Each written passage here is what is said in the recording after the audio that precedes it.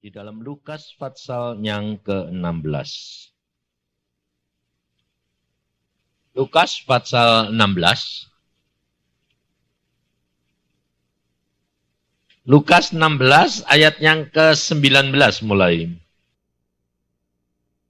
Ada seorang kaya yang selalu berpakaian jubah ungu dan kain halus.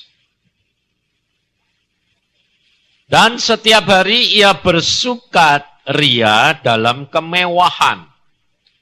Dan ada seorang pengemis bernama Lazarus, badannya penuh dengan borok, berbaring dekat pintu rumah orang kaya itu dan ingin menghilangkan laparnya dengan apa yang jatuh dari meja orang kaya itu. Malahan anjing-anjing datang dan menjilat boroknya.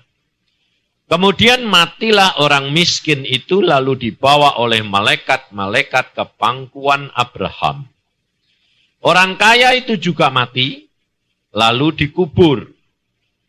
Dan sementara ia menderita sengsara di alam maut, ia memandang ke atas dan dari jauh dilihatnya Abraham dan Lazarus duduk di pangkuannya. Lalu ia berseru katanya, "Bapak Abraham, kasihanilah aku, suruhlah Lazarus supaya ia mencelupkan ujung jarinya ke dalam air dan menyejukkan lidahku. Sebab aku sangat kesakitan dalam nyala api ini." Tetapi Abraham berkata, "Anak, ingatlah bahwa engkau telah menerima segala yang baik sewaktu hidupmu. Sedangkan Lazarus, segala yang buruk. Sekarang ia mendapat hiburan dan engkau sangat menderita. Selain daripada itu, di antara kami dan engkau terbentang jurang yang tak terseberangi. Supaya mereka yang mau pergi dari sini kepadamu, ataupun mereka yang mau datang dari situ kepada kami, tidak dapat menyeberang." Kata orang itu, "Kalau demikian, aku minta kepadamu Bapak, supaya engkau menyuruh dia ke rumah ayahku, sebab masih ada 5 orang saudaraku, supaya ia memperingati mereka dengan sungguh-sungguh, agar mereka jangan masuk kelak ke dalam tempat penderitaan ini." Tetapi kata Abraham, "Ada pada mereka kesaksian Musa dan para nabi." Baiklah mereka mendengarkan kesaksian itu. Jawab orang itu, "Tidak, Bapak Abraham. Tetapi jika ada seorang yang datang dari antara orang mati kepada mereka, mereka akan bertobat." Kata Abraham kepadanya, "Jika mereka tidak mendengarkan kesaksian Musa dan para nabi, mereka tidak juga akan mau diyakinkan, sekalipun oleh seorang yang bangkit dari antara orang mati." Saudara, kalau saudara dan saya membaca kisah ini yang diceritakan oleh Tuhan Yesus, bagaimana tanggapan saudara? Kita harus tahu saudara bahwa hidup di dalam dunia ini, apa yang terikat di dunia ini, terikat di surga. Demikian juga orang-orang yang tidak percaya, pikiran jiwa yang dilakukan cara berpikir di dalam dunia ini, itu sampai ke alam maut pun. Alam maut tempatnya di mana? Neraka. Katanya neraka. Belum, neraka itu belum ada. Alam maut itu di tengah-tengah bumi ini. Jadi kalau di tengah-tengah bumi ini panas enggak? Panas, lava, cairan. Nah, makanya orang kaya ini berkata, dia kepanasan enggak? Ya, wong di tengah-tengah bumi. Isinya itu api sama tanah. Nah, saudara perhatikan, pada waktu orang kaya ini melihat Lazarusnya lihat orang kaya itu enggak? Hah? Lihat. Oh, itu kalau lihat itu tandanya itu kamu iri. Kenapa saudara? Karena di surga itu ada susah enggak? Lah kalau nanti kamu masuk ke Firdaus, lalu lihat ayahmu, ibumu di neraka, di alam maut, kamu susah enggak? Nah, di surga ada susah enggak? Jadi lihat enggak? Nah, lah kenapa ini Alkitab berkata Abraham, orang itu orang kaya lihat Abraham, Abraham lihat dia. Karena kalau Tuhan menghendaki. Sebab orang-orang yang sudah meninggal, saudara, di Firdaus, itu bisa lihat kamu enggak di dunia?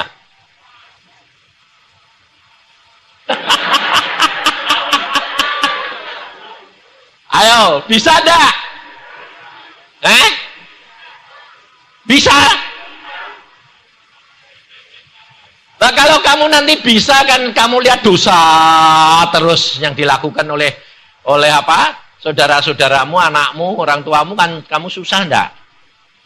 Susah. Jadi orang yang mati di Firdaus, dia bisa kalau Tuhan buka menghendaki. Makanya itu kita itu kerap kali tidak bisa ngerti, tidak bisa menduga-duga. Karena apa, saudara? Kalau kau baca firman itu lalu disamaratakan semua. Beda, saudara. Saya dulunya juga gitu. Tapi setelah ngalami sendiri, baru saya tahu, oh, ada firman yang secara umum, dari umum pun masih ada detailnya. Masih ada bagian-bagiannya. Wah, saya sampai, wah Tuhan firman-Mu ini tidak pernah habis, selalu baru. Iya. Makanya saudara dan saya disuruh baca firman senantiasa. Sebab kalau tidak, engkau tidak akan berkembang. Nah, pada waktu orang kaya ini melihat Abraham dan Lazarus di pangkuannya, Lazarus tidak lihat orang kaya, saudara. Kalau Lazarus lihat orang kaya, Lazarus bisa bilang gini, rasain lu.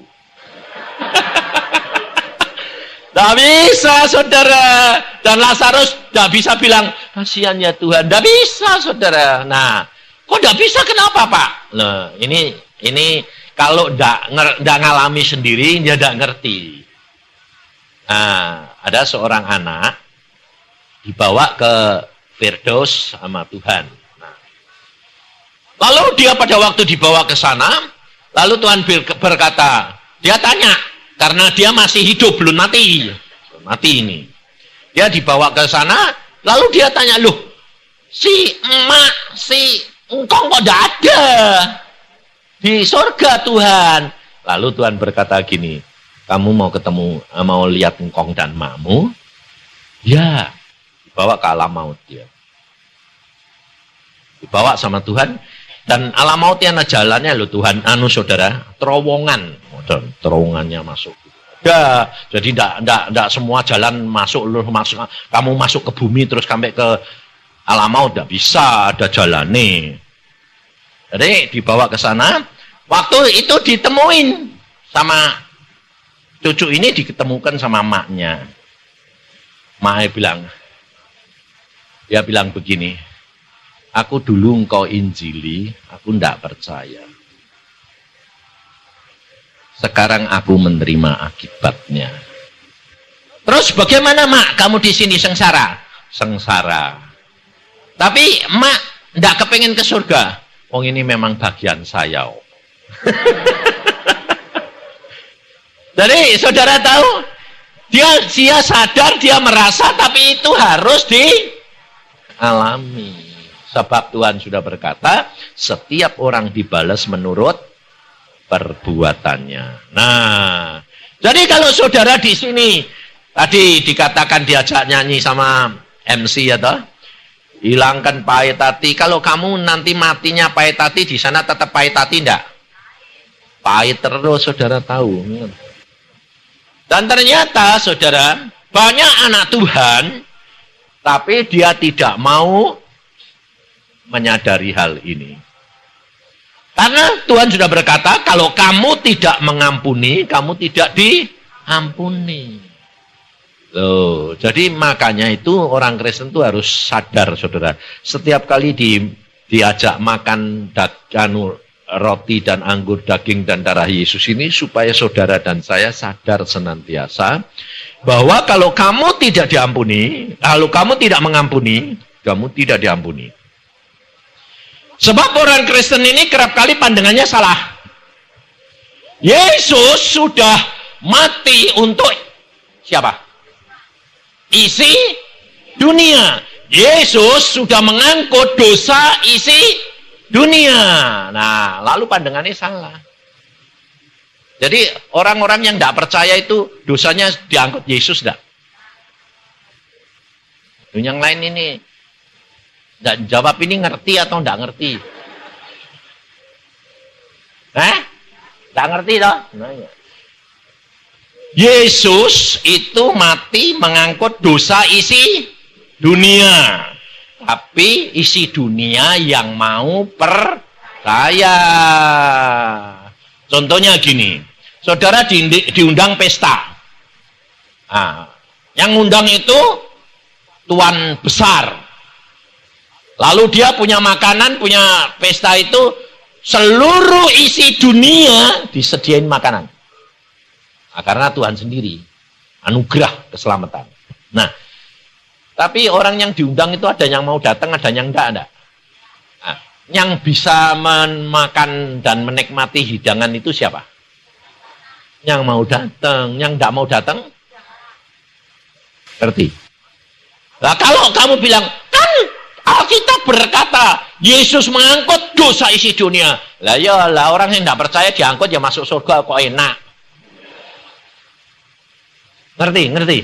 Nah, saudara jadi harus tahu bahwa Yesus mengangkut dosa isi dunia bagi mereka yang percaya. Kalau yang tidak percaya, ya tidak. Tidak dapat bagian karena syaratnya harus percaya Yesus. Nah, orang Kristen sudah percaya, tapi ternyata tidak menjadi pelaku firman. Nah, ini masalahnya. Padahal syarat utama adalah mengampuni.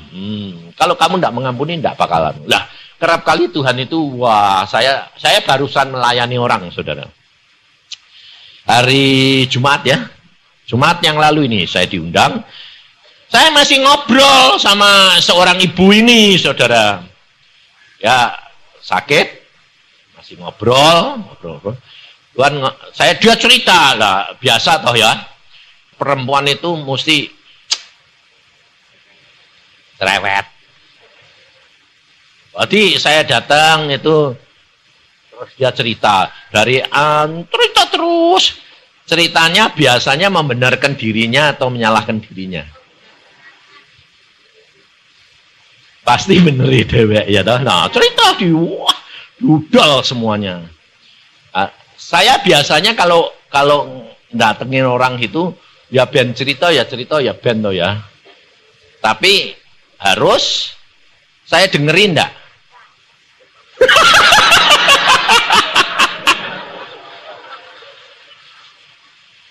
Dia benar.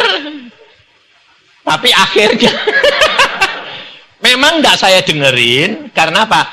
Maksud saya itu gini. Saya sih denger toh. Jadi dengerin tapi tidak masuk hati, jangan masuk pikiran, enggak. Lewatnya kemana?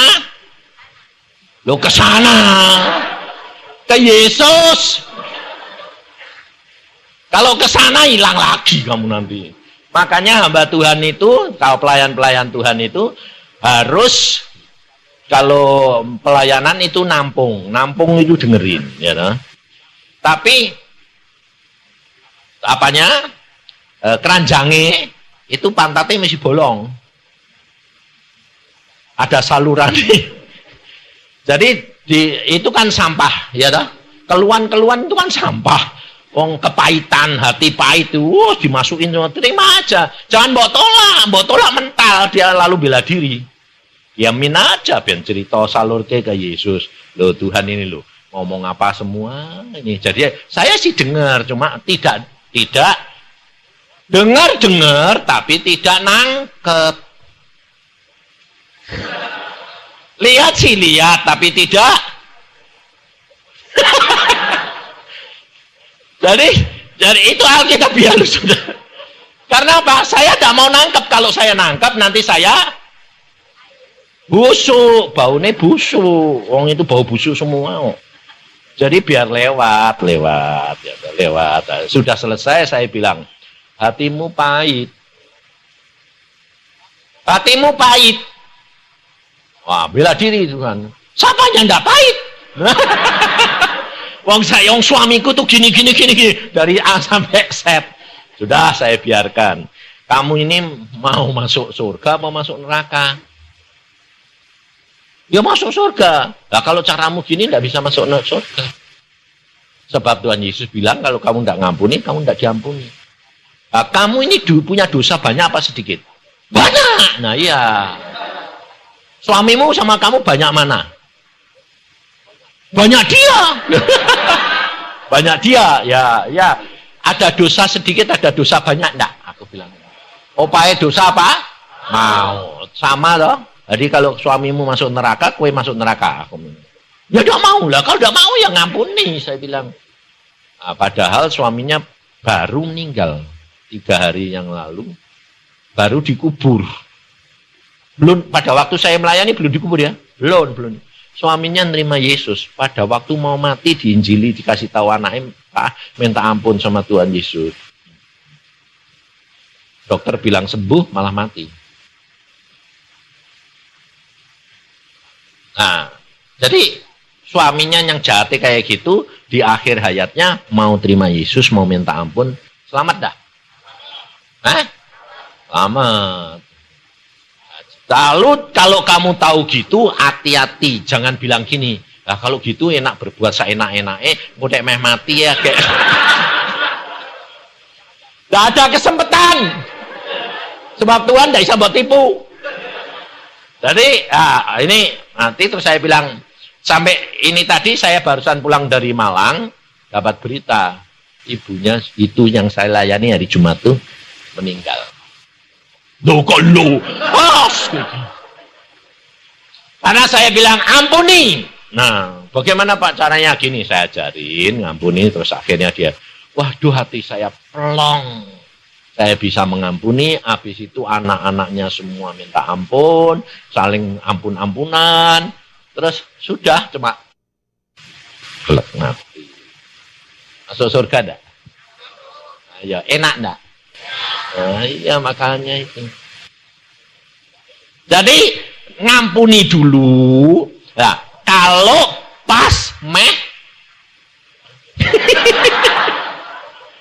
Sebab kalau itu seandainya masih ada jarak jauh belum mati, lalu dia pahit lagi, percuma, saudara. Nah, orang itu sudah ngampuni masuk surga. Tempatnya di mana? Emperan. Saudara tahu, emperannya justru enak. Karena Alkitab berkata, bait Allah itu halaman, tempat kudus, dan tempat maha kudus. Di surga juga begitu ada bagiannya. Ini yang halaman saja dibagi 7 tingkatan lagi. Jadi jangan bilang, wah emper-emper lumayan lah Pak, tingkat di halaman. Itu dibagi 7 tingkat lagi lah. Kalau baru bertobat cuma sekedar ngampuni mak kletek masuk. Nah, itu dari emperan yang paling depan.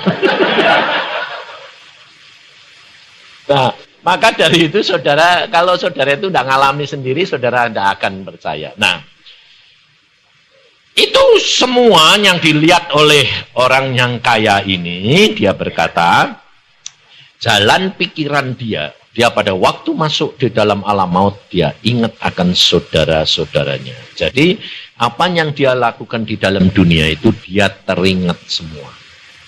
Saudara, jadi saudara harus tahu. Maka dari itu Tuhan Yesus pesan, kalau kamu sudah bertobat, jangan noleh ke belakang. Artinya, jangan berbuat dosa lagi. Sebab apa? Sebab itu yang akan menarik kamu kembali ke dosa itu. Maka dari itu kita harus bisa melupakan orang yang nyakiti kita, orang yang menolak kita, lupakan.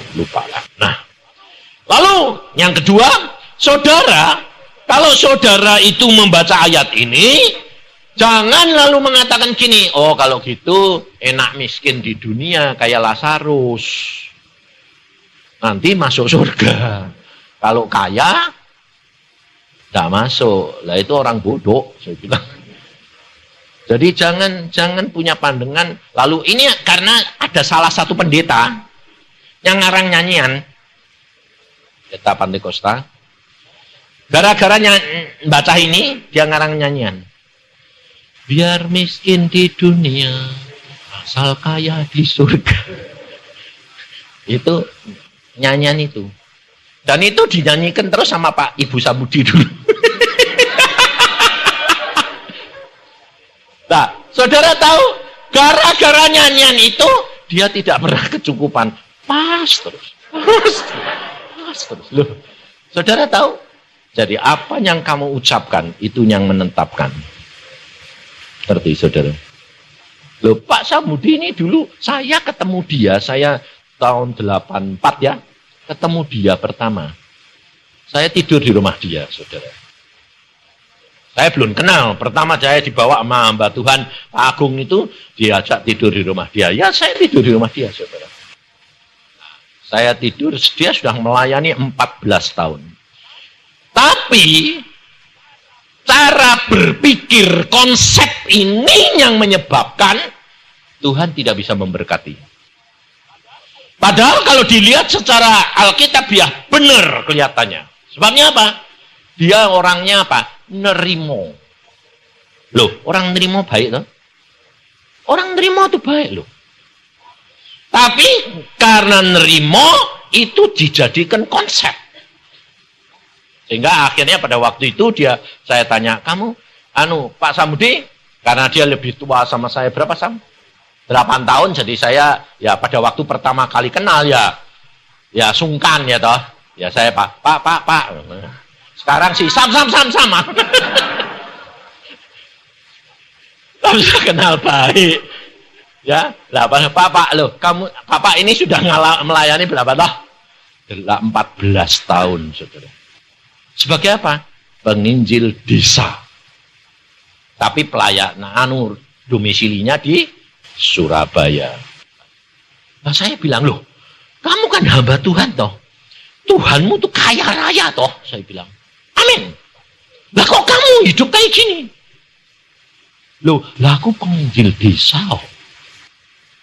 Loh, jadi kalau kamu penginjil desa harus hidup pas-pasan begini nih. Loh, lawang kolektornya di desa itu cuma nopek. Loh, jadi kamu prinsipnya karena di desa itu minus, kolektornya minus, kamu hidup di kota turut. Kamu disuruh Tuhan, orang tuanmu kaya, suruh melayani orang minus. Lalu kamu supaya jadi hidup minus. Lula, terus bagaimana? Salah, saya bilang. Lihat Tuhan Yesus. Tuhan Yesus itu Allah yang maha kuasa, kaya raya enggak? Turun ke dalam dunia sebagai manusia. Seperti orang dosa. Tapi dia dosa enggak? Enggak. Seperti orang miskin. Tapi dia miskin enggak? Enggak. Contohnya, dia kaya enggak? Di dunia? Gue bingung dah. Ayo, gue tanyai. Yesus di dunia kaya enggak? Nah? Iya, makanya itu. Tahu, saudara, pada waktu dia bayi saja, sudah membawa berkat. Orang Majus datang dewek bawa emas. Tahu, orang zaman dulu itu kalau mempersembahkan emas, waktu zaman Elisa,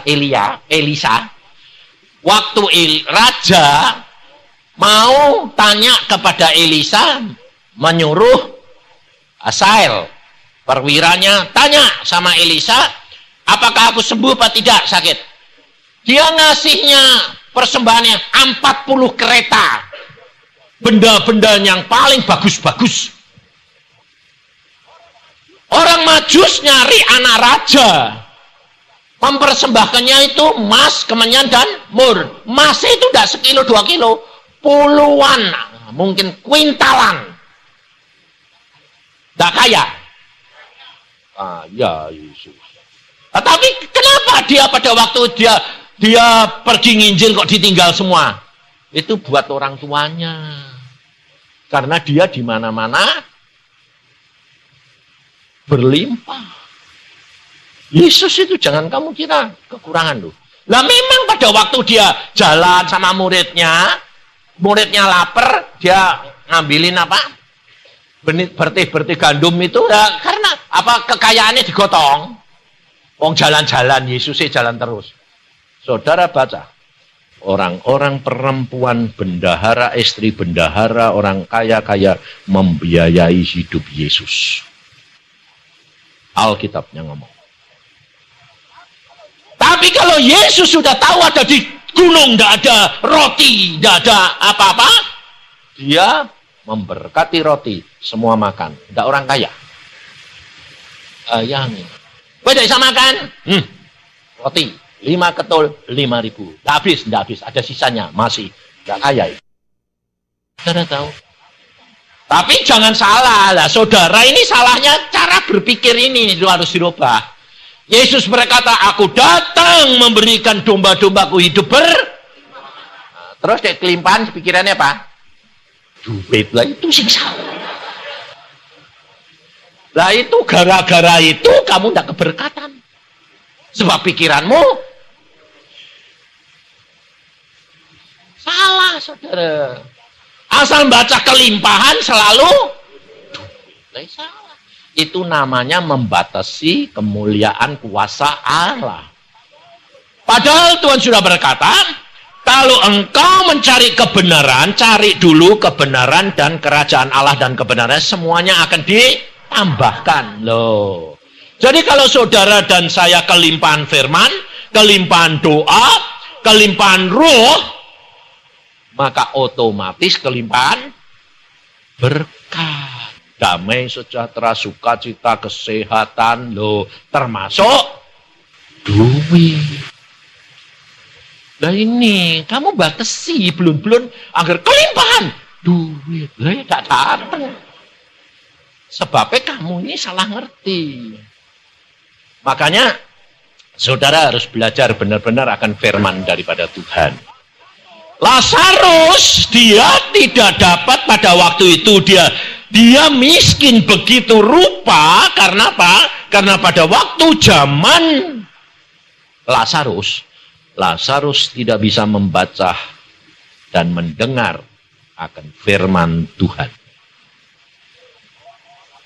Sebab apa? Sebab orang Yahudi yang masuk ke bait Allah tidak boleh boroen cumpang-camping kayak gitu. Bayangin. Dia miskin, dia tidak tahu jalannya, dia tidak tahu dengar firman. Makanya pada waktu dia mati, dia tidak dituntut oleh Tuhan. Menurut Taurat. Karena apa? Dia tak ngerti. Tapi orang kaya itu ngerti enggak? Ngerti. Makanya dia dituntut, dihakimi menurut Taurat, dia masuk ke alam maut. Karena dia lupa. Dan dia salah menerima firman. Salahnya di mana? Di dalam Lukas 16 ini. Coba saudara kita baca. Dalam Lukas 16 ayat yang ke-9.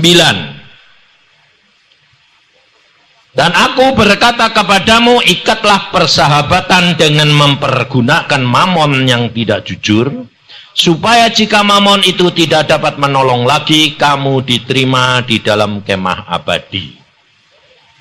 Jadi, orang kaya, ini baca ayat ini, orang kaya zaman sekarang juga, bahwa kita harus bersahabatan dengan mamon. Salah. Alkitab berkata, ikatlah persahabatan dengan mempergunakan mamon. Jadi jangan bersahabatan dengan mamon, tapi mamon adalah alat untuk mengikat persahabatan sesama manusia. Nah, nanti kalau mamon ini sudah tidak bisa nolong kamu, kamu masih ada satu jalan lagi di dalam kemah abadi, Yesus Tuhan yang akan menolong kamu. Nah, itu hebatnya orang Kristen tuh di situ, saudara. Pada waktu saya di Brisbane, saya khotbah, saya tanya sama pendeta. Pendetanya ada beberapa 5 pendeta pada waktu itu. Ayat ini Tuhan bilang, tanyakan pendeta itu.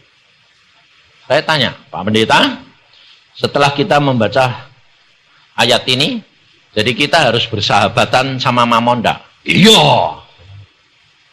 Pantesan Tuhan suruh tanya. Oh, jadi Pak Pendeta, justru ayat ini Pak Pendeta itu sahabat sama mamon ya? Iya. Salah. Coba baca yang benar. Bahasa Inggrisnya juga. Saya tidak bisa Inggris, saya Indonesia aja lah. Kamu Inggrisnya, aku bilang.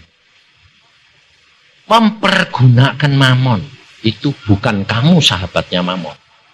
Sebab kamu tidak boleh bertuhankan Tuhan dan mamon. Kalau kamu sahabat, nanti lama-lama jadi tuan. Sebab Yesus berkata, engkau hambaku. Tapi mulai sekarang aku tidak panggil kamu hamba, tetapi sahabat. Jadi jangan bersahabat dengan mamon, saya bilang. Pergunakan mamon sebagai alat untuk mengikat persahabatan. Dengan siapa? Sesama manusia. Dan Allah. Kenapa dengan manusia dan Allah? Saudara kerap kali disuruh memberi perpuluhan enggak? Nah ya, perpuluhan untuk siapa? Allah, Tuhan. Maka dari itu ikatlah persahabatan dengan mempergunakan mamon. Ikat persahabatan dengan sesama manusia dan Allah. Karena saudara dan saya hidup di dunia, Tuhan membutuhkan uang untuk pekerjaannya, membiayai pekerjaannya. Tapi bukan bersahabat, itu alat. Kaget dia. Oh ya, salah ya. Salah. Makanya kamu harus dilepas. Kalau enggak, kamu ikatan terus. Maka dari itu saudara, kita harus menyadari hal ini. Dan setelah kita tahu bagaimana maunya Tuhan, saudara dan saya tidak bisa. Saudara dan saya tidak bisa menggenapi firman tanpa pimpinan dan pertolongan Roh Kudus. Nyanyian tadi saudara mau terbang tadi naik pakai apa? Kuasani siapa? Roh Kudus. Nah, saudara semua tadi nyanyi tadi ngayati enggak? Ngayati? Kamu mau terbang ting? Seperti bagaimana Raja Wali itu bisa terbang tinggi? Dengan kekuatan sayap? Dengan kekuatan siapa? Angin, badai. Berarti anginnya tambah keras, dia tambah tinggi. Nah, angin badai itu apa? Dia bilang, angin badai itu Roh Kudus.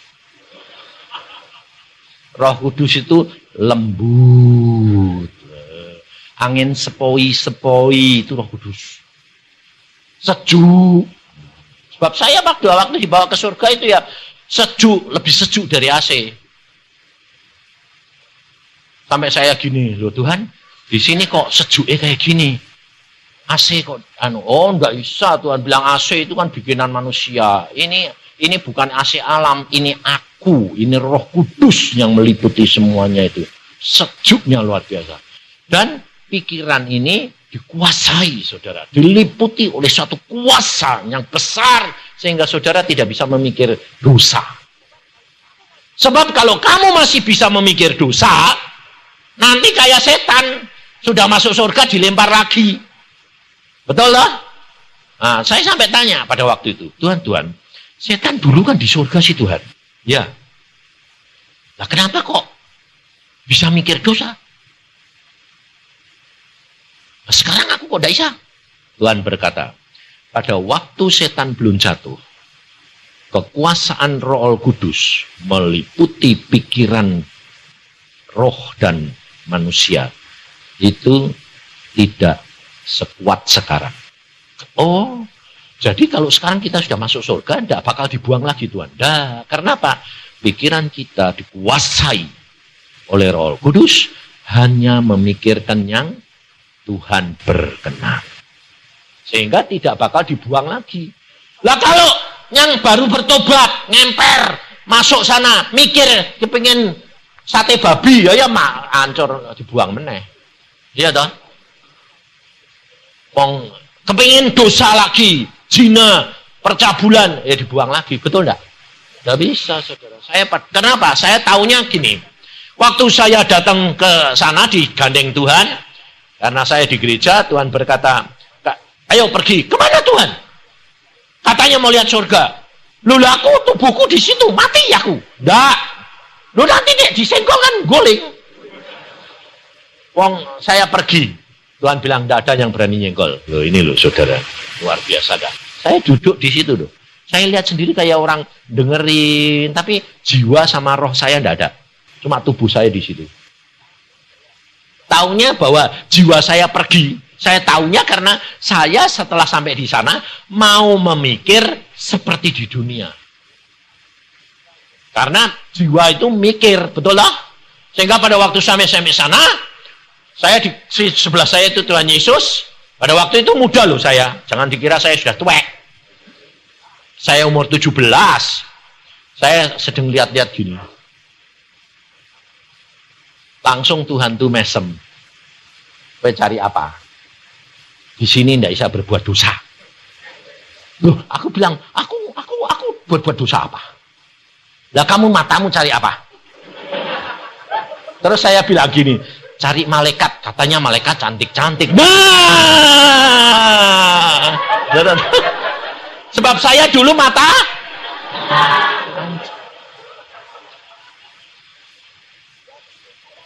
Jadi saya belum ngomong, Tuhan sudah.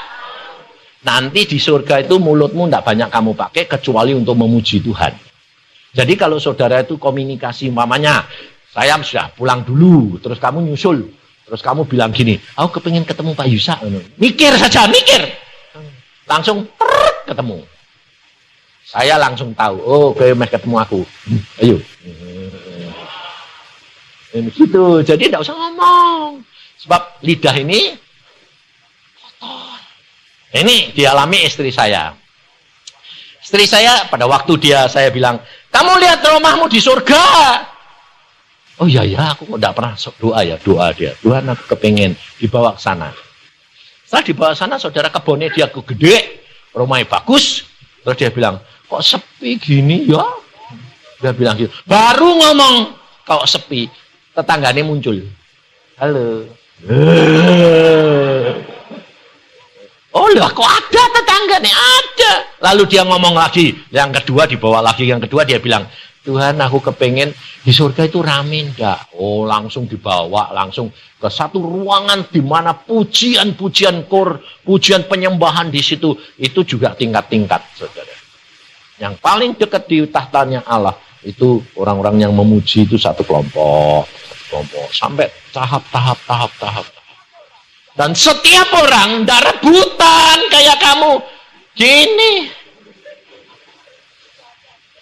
Sudah ada, dia datang, sudah punya tempat. Dan tahu otomatis, oh tempat saya di itu. Sudah ada, kursinya buat dia itu sudah ada. Oh saya di tingkat nomor 2. Di situ, oh ini tempat saya. Jadi makanya saudara, hidup dengan Tuhan itu luar biasa.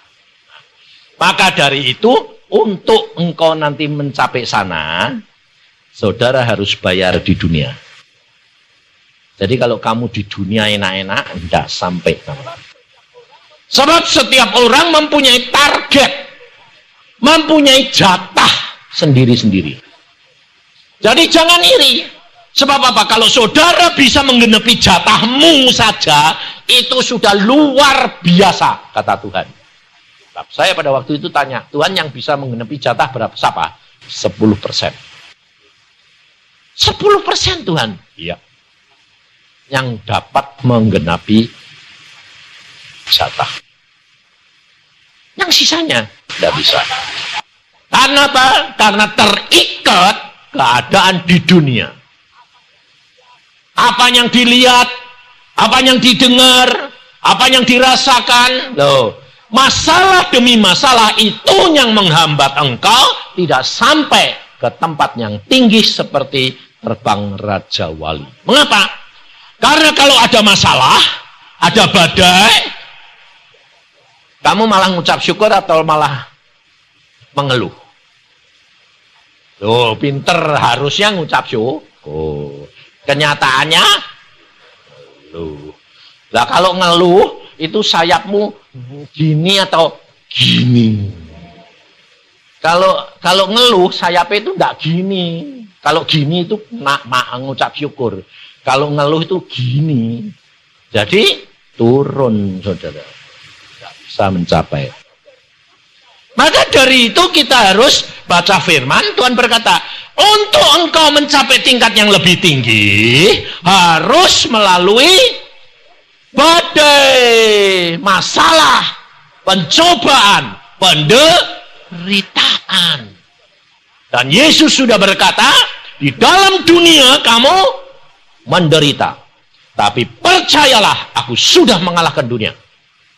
Artinya, meskipun kamu ada badai, ada segala pencobaan, tapi kamu harus mengatasi bersama dengan Yesus. Itu loh saudara. Jangan pakai konsep sendiri. Dan kerap kali kita pakai konsep sendiri. Cara berpikir itulah yang menyebabkan kamu tidak bisa mencapai target. Karena apa? Karena saudara tidak bisa peka terhadap suara Roh Kudus. Makanya saya katakan, saudara orang Kristen kerap kali berkata, saya hidup dalam iman, saya hidup dalam iman. Tapi kenyataannya saudara itu tidak hidup dalam iman. Tapi hidup dengan pengertian cara dunia. Contohnya saja saudara. Saudara baca Alkitab, saudara lakukan, ngerti, tidak ngerti, kamu lakukan atau kamu cari ngerti dulu baru dilakukan?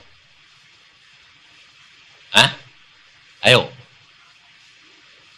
Ngerti dulu baru dilakukan atau ngerti tidak ngerti lakuin aja. Ngerti dulu toh? Nah, kalau ngerti dulu itu sebetulnya berjalan dengan iman enggak? Itu berjalan dengan pengertian. Padahal kekristenan itu jalannya harus dengan iman. Makanya orang Yahudi, orang Israel tidak dapat mengenal Yesus karena jalan dengan pengertian. Tak mungkin Yesus ini disebut orang Nazaret. Padahal Mesias dilahirkan dari Bethlehem. Tak mungkin Mesias kayak Yesus karena tidak masuk akal pengertian. Makanya Alkitab berkata di Roma 10 berkata apa? Orang Israel giat akan melakukan pekerjaan Tuhan, tapi tidak sampai kepada kebenaran itu karena apa? Menurut pengertiannya sendiri. Tapi kalau saudara dan saya berjalan dengan iman, saya dulu terus terang diajar Tuhan dari umur 12, Tuhan berkata, baca Alkitab. Aku bilang, baca tidak ngerti. Tuhan berkata apa ya? Aku tidak butuh kamu ngerti. Loh, kenapa? Tidak usah ngerti. Baca, lakuin. Nanti dari hasilnya, kamu akan ngerti. Oh. Jadi, ngerti, tidak ngerti, lakuin saja. Lihat. Ya wes, aku orangnya kalau sudah dikenal orang Tuhan itu percaya, tak nekat aku. Suruh nyemplung. Suruh apa-apa. Nah, benar saudara. Pada waktu saya menghadapi tak punya rumah, lalu Tuhan ngasih penglihatan. Kamu di gunung ini, dan dalam waktu 3 hari, Itu karena kurang 3 hari, saya tidak punya rumah itu. Tuhan bilang, dalam waktu 3 hari kamu harus sampai ke gunung sana. Saya lihat jurangnya dalam lagi. Saya bilang, mana mungkin? Secara akal, mana mungkin Tuhan? Wong turun lagi, naik lagi 3 hari, mana mungkin? Sebulannya tidak sampai. Saya bilang. Lalu Tuhan bilang apa? Lah kalau kamu berani ya loncatan toh. Aku bilang, apa? Nah, kalau kamu berani ya loncat. Oh, engkau ngomong kalau aku berani, bukan loncat aku. Ora peduli, mati tanggung jawabmu. Nah, itu pakai pengertian atau pakai iman? Saya karena lihat ke bawah takut, lihat ke atas ya toh. Nah, daripada lihat takut. Itu Tuhan. Maka dari itu saudara, firman ini umum, tapi bisa menjadi rema. Itu yang penting. Sebab tugas daripada Roh Kudus mengingatkan engkau dan saya akan firman yang diucapkan oleh Yesus, itu jadi rema. Saya kalau tidak kenal Tuhan, saudara, saya menderita luar biasa. Pada waktu saya jalan-jalan ke Israel, istrinya Pak Samudi ini turut. Pak Samudinya ada ikut ya. Karena pada waktu itu saya punya pas-pasan. Jadi, yuk ikut. Orang 13 pergi Israel gitu. Nah, pada waktu mau masuk ke masuk ke guanya tuh dalam. Sebabnya terapnya 180. Karena itu tempat penyimpanan air Raja Hizkia. Nah, itu di terowongan, nanti masuk dari sini, keluarnya dari sebelah sana, gunung sana. Jadi masuk, keluar lagi. Jadi tidak bisa balik, saudara. Ah, pada waktu kita masuk, diumumkan sama guide-nya. Harap jangan pakai kacamata hitam. Sebab dalamnya gelap. Tambah lama tambah gelap. Jadi tidak bisa lihat. Sudah diumumkan, saya sudah bilang, saya yang mimpin pada, sudah cepat semua. Sudah, ayo jalan. Jalan. Tambah terapnya sudah tambah dalam. Di setengah, masih 90 terap. Itu kita gurau loh, saudara. Gurau semua. Gua senengnya setengah mati. Ketawa. Di terap di tengah-tengah itu, Ibu Samudi itu teriak, saudara. Teriaknya itu gak tanggung-tanggung, ngomong gini. Loh Tuhan, aku kok jadi buta. Sakal semua itu sunyi senyap. Waduh, istri saya lalu bilang gini. Yang kasihan dong, kamu yang gandeng dia. Biasa, saya gandeng istri saya. Tapi karena itu, jadi saya naik ke atas, gandeng dia. Tak gandeng, tak pegang, kenceng. Awas, satrap. Tambah dalam kan tambah gelap. Awas. Ya, tak pikir Tuhan. Ini aku mau suruh ke sini, ini buta, ini kepiye tah aku bilang. Aku ngomongnya bahasa Indonesia Jawa gini. Ini piye tah Tuhan? Wes ngono, aku iki kok bakal gandeng DS 90 trap bodol gitu kan. Lah ya toh. Lah piye? Awas. Teh gelundung gak mati. Aku bilang, "Ini piye tah Tuhan?" Aku bilang gitu. Tuhan cuma ngomong ini. Lawang dia itu pakai kacamata hitam. Aku bilang, ya ora mungkin tuh Tuhan. Tadi itu sudah diumumkan. Dan dia memang selalu pakai kacamata. Di sana itu panasnya luar biasa, sama dia dipasangi kacamata hitam. Tapi kacamatanya dia tetap, cuma dicenteli. Pada waktu diumumkan, suruh buka kacamatanya, dia buka. Dia memang pakai kacamata. Tapi dia lupa kalau dia itu nyentel kacamata hitam. Kenapa? Lah panasnya luar biasa kok. Jadi dia rasanya ya tidak pakai kacamata hitam. Ini maksudnya. Dan akhirnya bilang, ya Tuhan ngomong sama saya 2 kali. Dia pakai kacamata hitam. Wah langsung saya ketawa saya. Wah ini kurang ajar. Aku bilang. Sampai semua teman saya bilang gini. Ada apa? Wong sudah buta kok malah mau makin marahi. Lalu dia ini pakai kacamata hitam. Lalu dia, oh iya.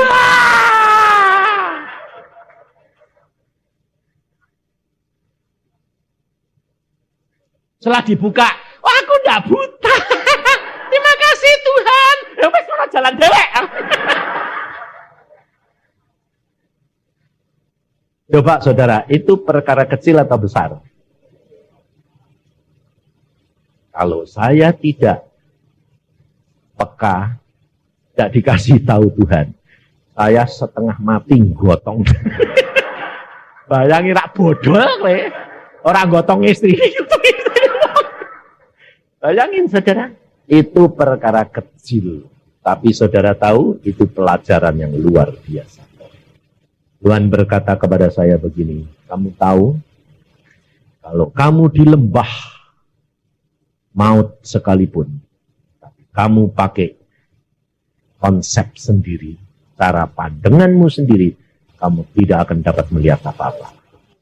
Tapi kalau kamu serahkan pandangan dan matamu kepada Yesus, apa adanya, kamu tidak memakai konsep Roh Al Kudus yang dipelita bagi kamu, menuntun engkau ke jalan yang sempurna. Waduh, luar biasa ya Tuhan. Jadi saudara tahu, hidup kekristenan itu hari demi hari, bukan sewaktu-waktu, saudara. Hari demi hari. Sebab Tuhan berkata, kalau kamu setia dalam perkara kecil, kamu akan diberi tanggung jawab perkara besar. Maka dari itu saudara, pelajari firman Tuhan. orang kaya itu tidak menggunakan apa yang Tuhan beri, tapi dia ambil alih itu menjadi miliknya. Lazarus punya hak, Tetapi dia tidak bisa karena tidak ada orang yang menolong dia. makanya Alkitab berkata, Yohanes 3:16 berkata, Yesus sudah mati buat kamu. 1 Yohanes 3:16 berkata, kamu pun wajib Untuk menyerahkan nyawamu untuk saudara. Maka dari itu saudara, Tuhan Yesus berkata, apa yang kamu lakukan, perbuat terhadap saudaramu yang miskin, yang kecil, yang hina, yang pada waktu di dalam penjara, pada waktu dia miskin, pada waktu dia kekurangan, kamu beri, tilik dia, beri makan. Itu kamu lakukan terhadap aku, kata Tuhan. Maka dari itu kita harus menyadari, kita diingatkan senantiasa, setiap bulan, gereja selalu mengadakan perjamuan. Supaya apa? Supaya saudara dan saya sadar, Yesus sudah mati untuk engkau, engkau pun harus mati untuk saudara-saudara. Gotong dia, sampai dia nanti mengenal Yesus, baru Yesus nanti mengangkut dosa-dosa. Sebelum itu, saudara yang harus berdoa untuk dia. Saudara yang harus menjadi apa? Imam untuk dia. Mewakili saudara-saudara. Tuhan itu luar biasa. Maka dari itu Alkitab berkata apa? Satu orang diselamatkan, seluruh isi keluarga diselamatkan. Nah, Kenapa si cucu ini tadi pergi ke alam maut kok tidak bisa susah? tidak bisa saudara. Saya tanya, Kamu lihat mak engkongmu di sana piye? tidak susah itu Pak. Kamu lihat dia disengsarakan gitu, tidak susah. Tidak tuh. Rasanya gini, oh mak harus menerima bagiannya. Bagiannya itu memang itu adil, baik. Jadi saudara, kalau kamu di sini, tidak usah mikirin saudara-saudaramu atau yang sudah mati. Jangan lalu gini, oh sudah mati kasihan, kok diinjili. Mati itu urusannya Tuhan, bukan urusan kamu. Nanti kamu ribut nginjili orang mati, kamu sendiri mati. Karena kamu sendiri tidak maju-maju. Tuhan Yesus berkata apa? Yang mati biar urusi wong mati. Kamu mengerjakan pekerjaan Allah. Lakukan firman, kau akan melihat kemuliaan Tuhan. Jangan pakai pengertianmu sendiri dengan caramu sendiri. Tapi pakai caranya Roh Kudus. Amin. Mari kita berdoa.